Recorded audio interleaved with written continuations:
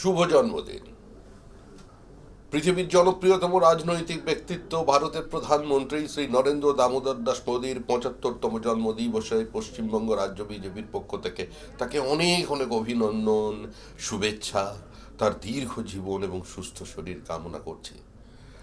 শুধু পশ্চিমবঙ্গ রাজ্য বিজেপি নয়, শুধু পশ্চিমবঙ্গ রাজ্যবাসী কিংবা ভারতবাসী নয়, পৃথিবীর যে কোনো প্রান্তে যে ভারতীয়ই আছেন তারা আজকের দিনটি উদযাপন করছেন, আনন্দের সঙ্গে পালন করছেন।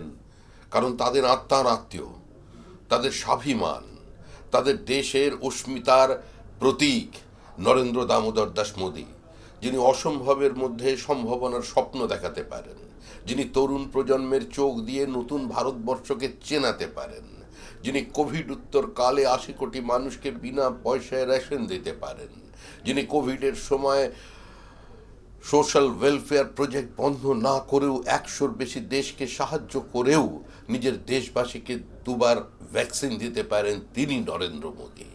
যিনি প্রত্যাঘাত করতে পারেন, তিনি নরেন্দ্র মোদী।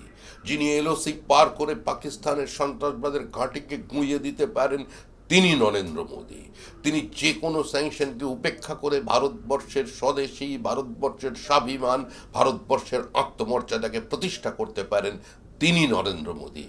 তার ৭৫তম জন্মদিবস। আমরা খুশি, আমরা আনন্দ করছি, দিনটিকে উদযাপন করছি আমরা আমাদের মতো করে।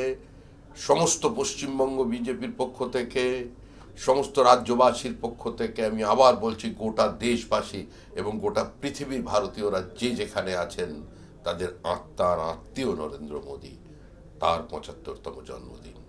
অনেক অনেক অনেক অভিনন্দন।